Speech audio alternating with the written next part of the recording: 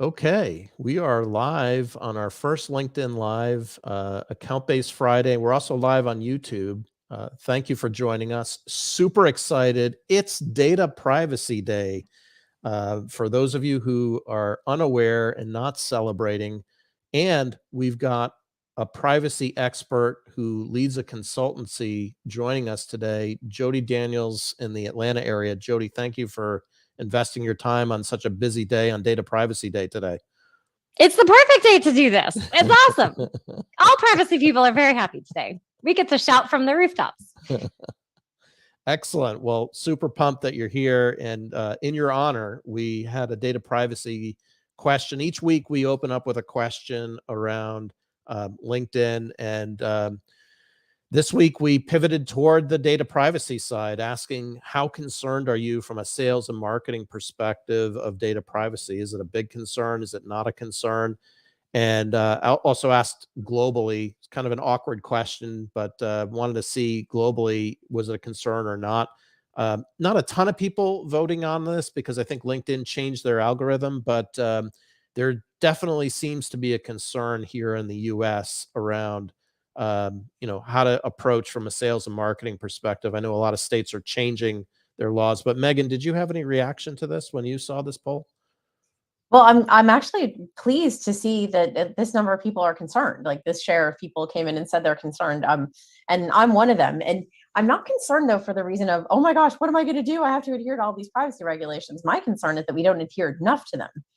And I think, I've said for a really long time that we'd actually all be better marketers, better revenue leaders if we paid more attention to privacy, because it challenges us to do a better job of getting people to be active participants with us, not just people whose name we have on a list and we keep bothering, whether or not they gave us permission to.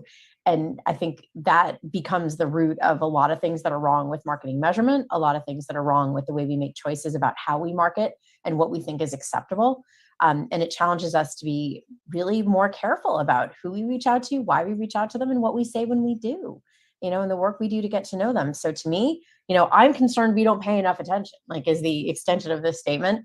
And in particular with account-based marketing, right? That's the whole point, is that you would have sort of privacy proof almost marketing, because it's so relevant. But Jody, I'm really happy you're here today because I don't think there are a ton of people who have, your same kind of background and business focus. So I think it's great that you can share some of your work and your perspective with us and help us think hopefully a little bit differently about why privacy to me becomes actually a catalyst for growth as opposed to a constrainer of it. But welcome and thanks for joining us today. Absolutely. I'm really excited to be here. And I love how you're thinking about it as a catalyst for growth and not just a thing you have to do or a law that requires it. That's often the entry point. Yeah. But as we talk about, there's small companies that might even be technically too small to have to comply. And there's a variety of reasons why they should. And our customers, especially in a B2B environment these days, are expecting us to comply. And I think that's an emotional thing, right? If you think about all the backlash we've seen in the consumer realm to companies who play fast and loose with our data, I think it's no surprise that then we are being held to that standard in B2B. And like you said, just because you can get away with it doesn't mean that you should. Is that really what you want your brand footprint to be? Is that how you want people to see you show up? Like, I don't think so. It's a bad look. Anyhow, but Jody, tell us about what you do, because I think this is really fascinating, kind of what your business is focused on. Absolutely. We are a niche data privacy consultancy. And what does that mean? It means all day long, we're working with companies to understand, A, do you have to comply with the law? What laws in scope for you? And what does that mean? And if the answer is yes, there's a law. All these laws have very tactical steps that you have to take. We might do an analysis, help you figure out here's the actual steps you have to do, and then we help you do the actual steps. For some, we might realize, well, you don't actually have to do that, but then you ask the question, should you? And the Clover, our company name is Red Clover Advisors. The Clover is actually an intersection of digital marketing, data strategy, and data privacy, where you realize where those pieces all intersect.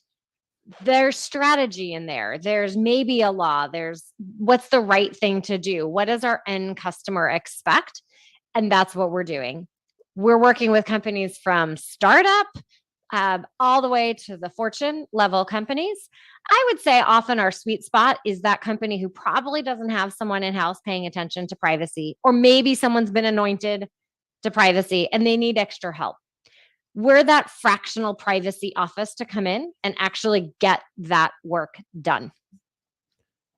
You must be in incredible demand right now, given the amount of change that is occurring in the data privacy laws here in the US and outside of the US. But just thinking about in the US, what types of trends are you seeing there? Like, you've got different states with different rules. What types of things do you, run into or run across in that scenario? Yep. So there's a few common themes. And for those who may or may not know, our brief refresher right now, we have one state privacy law that's effective, and that is in California. It's called CCPA. There are other data breach laws, but we're not going to talk about those. We're just going to talk about kind of our modern day privacy law. At the same time, in 11 months, Virginia and a newer California law will be effective. And in 17 months, a new law in Colorado will be effective.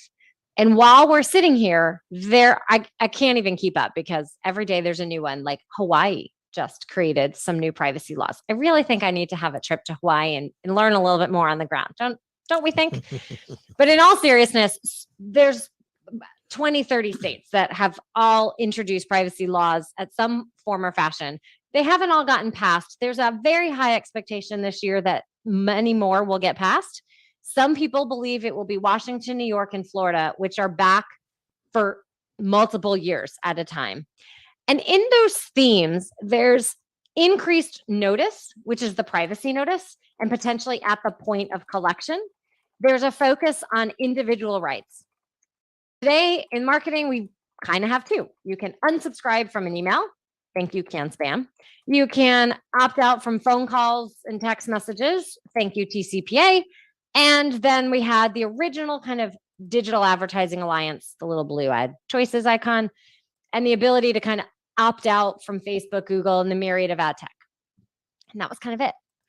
What the state laws are doing are introducing more advanced individual rights akin to what we see in GDPR. Where they differ is some states, and they're kind of starting to line up a little bit more closely, but those are a little bit across the board.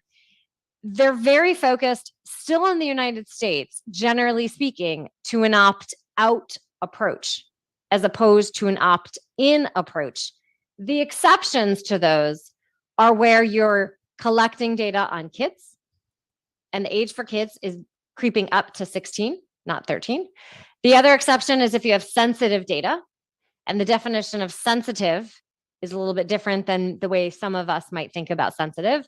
And the third way that some of these states are looking at it is if you collect it for purpose A, but then you want to use it for purpose B. In the purpose B scenario, sometimes you have to have consent to use it for that. But otherwise, we're kind of still in this opt-out kind of concept.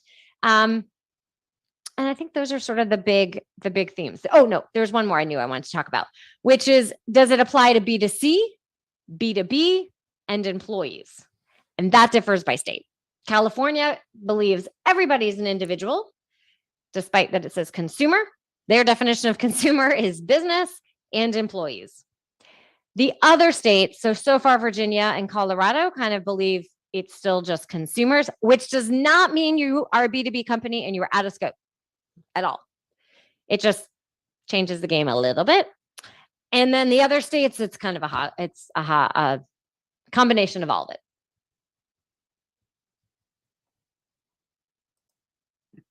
So that's a long list, right, of different things that people need to pay attention I to. tried to make it shorter too.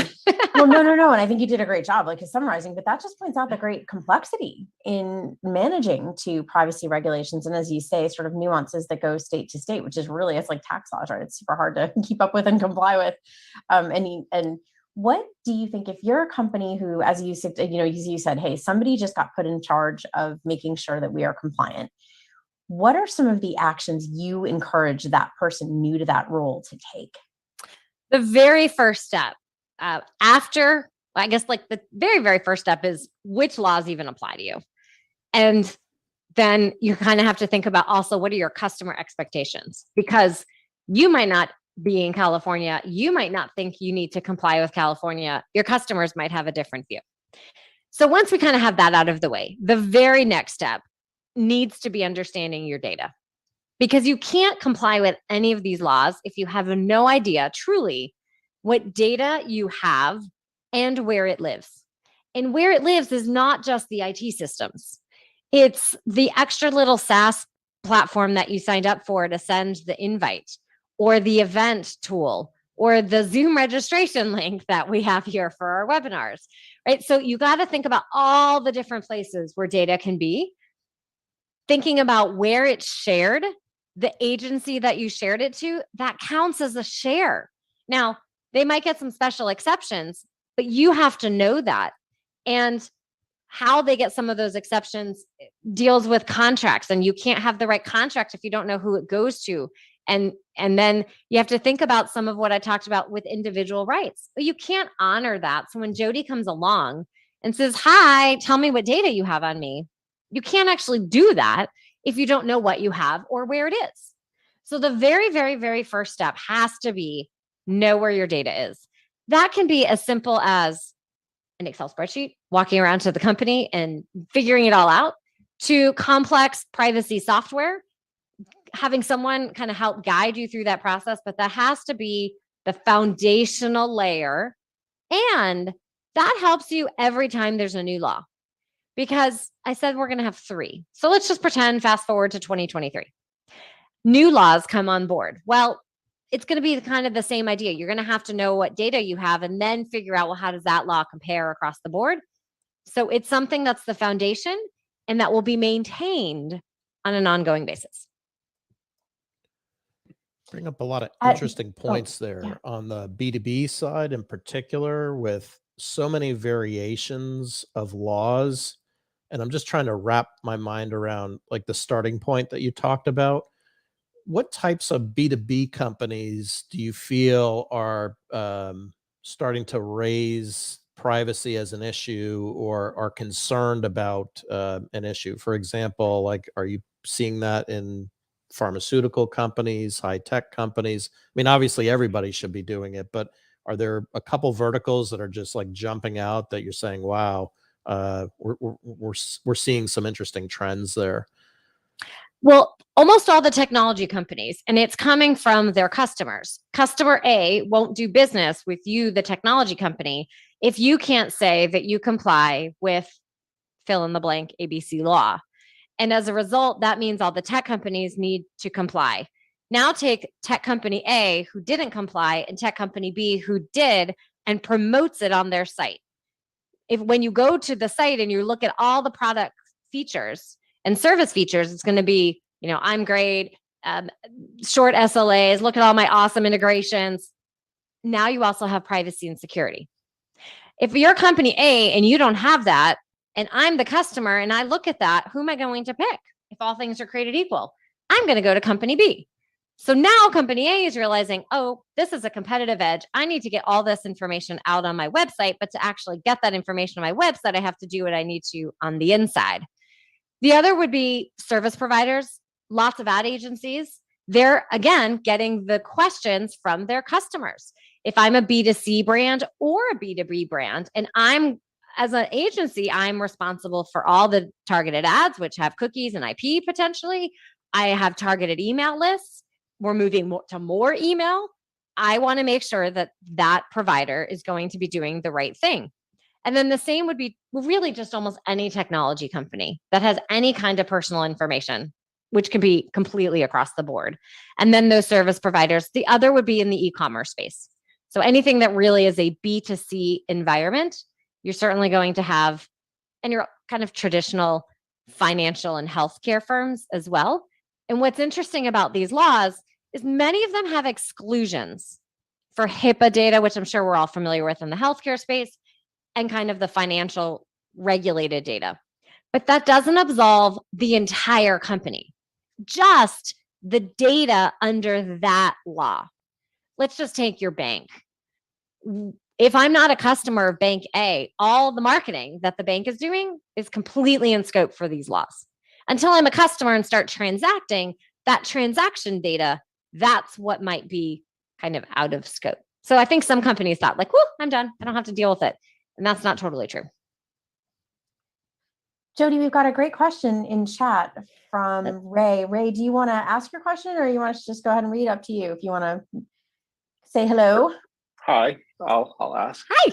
I mean, since this is sort of the ABM chat, like one of the big tool, the series of tools we have available to us is like ZoomInfo, Clearbit, whatever. It's so easy to like figure out, these are our target accounts, these are the people that we want to reach, right? And we can download those into our CRM, and we can do stuff on the marketing end. And I feel like the marketing folks, like we understand, to an extent, can spam law, and like we can't just blast people.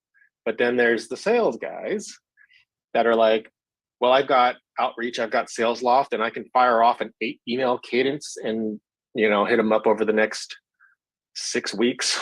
With we've all gotten these. And where's the line drawn on that between like a technically one-to-one, but that they're most people are not personalizing every email as much as we say that we should, right? But like there's hundreds of people getting dropped into an email cadence. Basically, it's used as a marketing thing, but it's not controlled by marketing. It's controlled by an individual sales rep.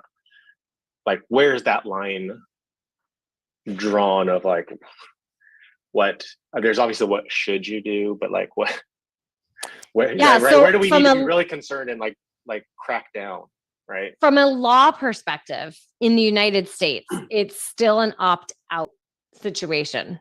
So the CCPA, the Virginia law, the Colorado law don't change the ability for that type of activity to happen. I still need to be able to opt out, but the company is responsible for all that data. If I get data in from ZoomInfo and now it's in my world, I'm responsible for all of that. It's ZoomInfo is responsible for what they have in their world. The individual company that acquires that data is now responsible in theirs. That privacy notice needs to be updated to talk about that it's buying third-party data. I should be able to opt out of those campaigns. And then the other individual rights, like tell me what kind of data you have on me, or I want you to delete my data, will have to include all of that as well. And if you think about maybe I call the customer service team, or maybe it's a salesperson, or wherever I kind of find my entry point into a company, those people need to be trained on what to do and where to go. For a smaller company, that's going to be a little bit easier. There's only so many people. For a larger company, there really needs to be some hardy process in place to be able to do that. So understanding those tools and realizing here's what the sales team is doing, here's what the marketing team is doing, and being able to have a person, internal or external, know here's where everything is so that you're prepared for the other obligations. When we start talking about outside of the US, all those laws apply. So from a GDPR point of view, it needs to be reviewed. Can you, can't you? Kind of depends on the country, what you're doing, all those things. Mm-hmm. Cool, thank you. Sure. What kinds of roles do you see in place in companies today, Jody, for supporting privacy management or privacy strategy? Where do they live? What kinds of backgrounds do they have? Would be interested to know if they're not hiring you. It's a really fascinating question. Actually, this morning I did a LinkedIn Live almost on a very similar kind of topic. It was the intersection of technology and hiring and what you need to have. And earlier in the week, I did a compilation with another privacy professional on kind of what you're looking for to hire internally, where it lives, and internal versus external. So it's a really hot topic. And the answer is across the board. And it also depends small company to big company.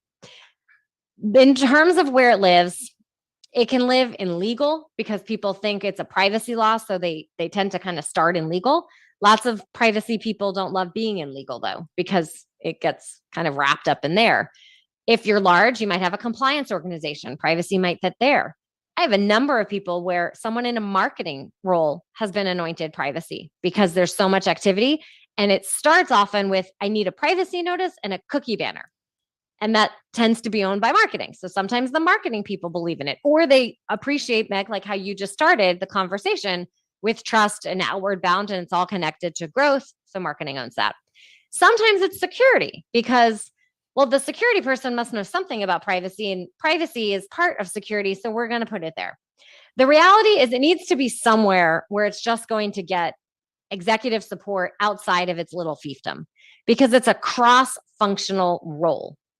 The other piece is, do you need internal support or external support or both, and kind of where to start?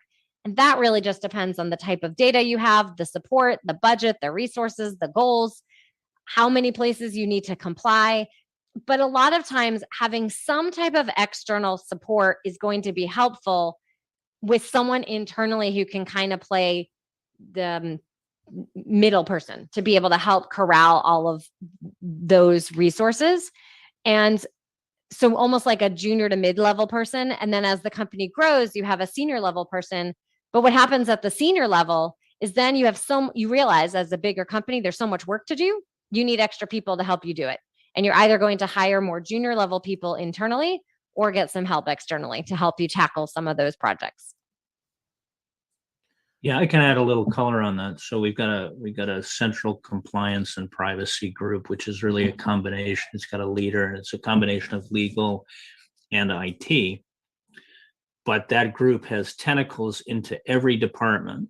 Mm-hmm. So each department, and it's particularly around the interaction technology that the department is using, or the interactions, internal, external, and cross system, where each application has a person who is identified as being responsible for maintaining the privacy compliance requirements of data coming into that system and being used by that system outside. So the core group is quite small, say 3 people, but the extended group is all over the company. And that's very consistent with what I see when you have that larger organization and can kind of find all those people. And even in a smaller organization where maybe it's one or half of a person, it has to have those tentacles because privacy is not something that's just done in its little fiefdom. You have to know what the marketing team is doing and the business team and the product team and everyone in between. And as a result, in terms of skill set, someone who's able to influence and really connect and be a connector with all of those people, understand business process, a little bit of some technology is going to be very helpful. Let me shift the conversation a bit, and you or others may have seen this, and you might have a point of view on this, or maybe others have a point of view on it too. But within the last week or two, California decided that they were going to go pretty aggressively after Google, Facebook for targeted advertisement and targeted ads. Are you seeing any concerns or trends there that, from a B2B marketer perspective, where a portion of a B2B marketer's investments in their programs are these programmatic banner ads that are here in the US and outside of the US? Are you seeing anything? Or maybe it's too early, I don't know. Like what was your reaction to kind of that news? I think we are going to see a big shift. Exactly what that shift is going to be and how it will play out, I think is still a little bit to be determined.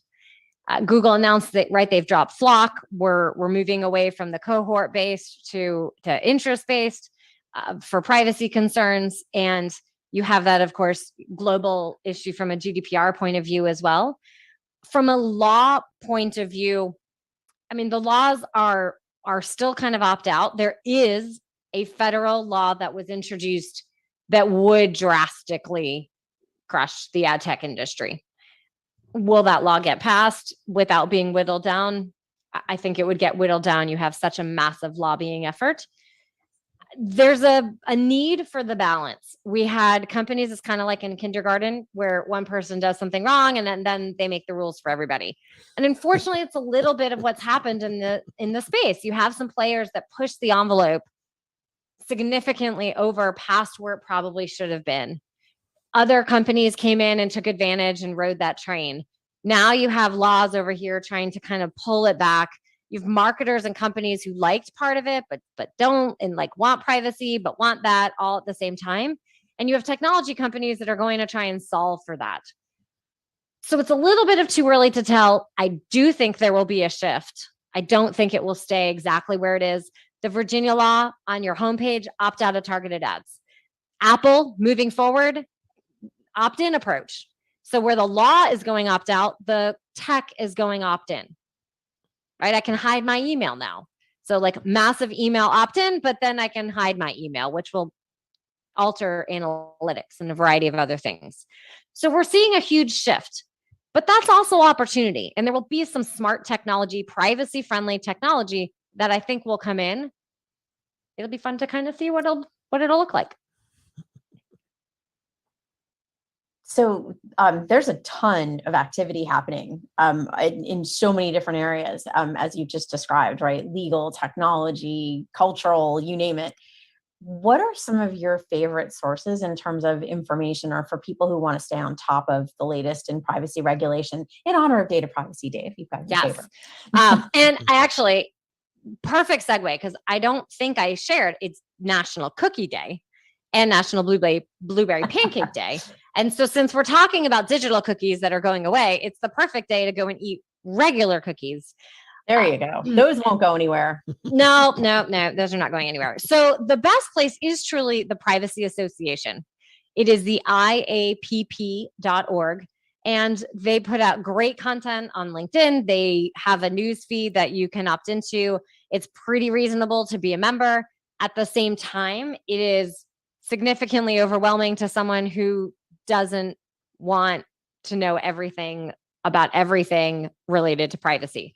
So I might encourage you to just start at the social media page and kind of start there a little bit. You might not want an in-depth analysis on the global law predictions that's 31 pages long. For example, you might just like the highlights of what's coming. So, but it is a wealth of information. It is the gold standard that is out there. And I truly would just start there. And then kind of from there, you can sort of find some of your favorite privacy advocates in your industry, as well as is in marketing.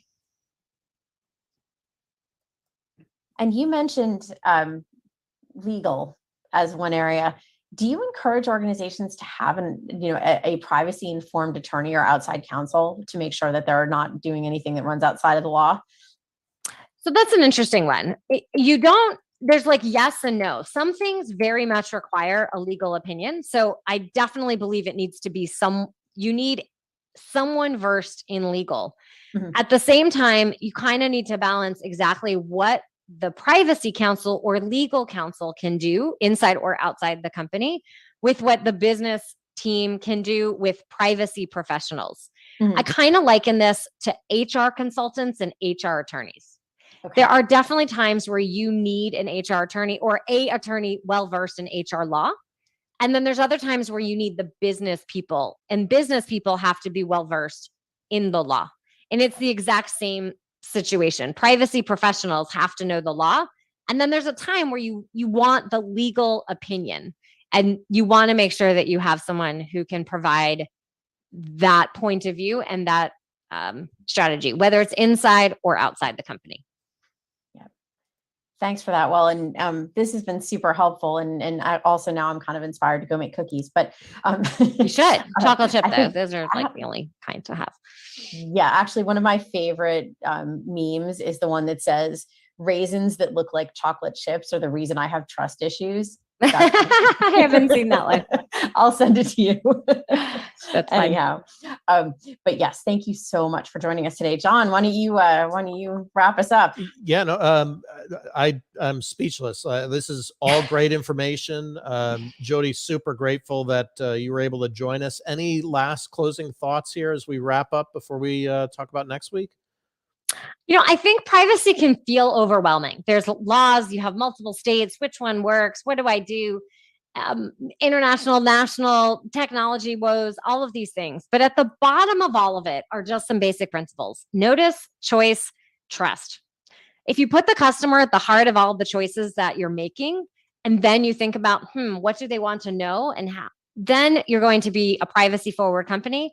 And the rest are tactics that you can handle inside, get outside help to be able to do, and ultimately do what Meg had talked about at the beginning, which is grow and use privacy as a leveraging point, because you're building trust. And why are marketers here? To get new customers. Why do people buy? Because they trust you're going to give a great product and experience. Privacy is an element of that conversation. Well, it's definitely a deep topic and one that we need more than 30 minutes for. So grateful that you invested your time on Data Privacy Day of all days of the year. Super grateful that you're able to make the time. And next week at the same time, we do this every week at noon Eastern.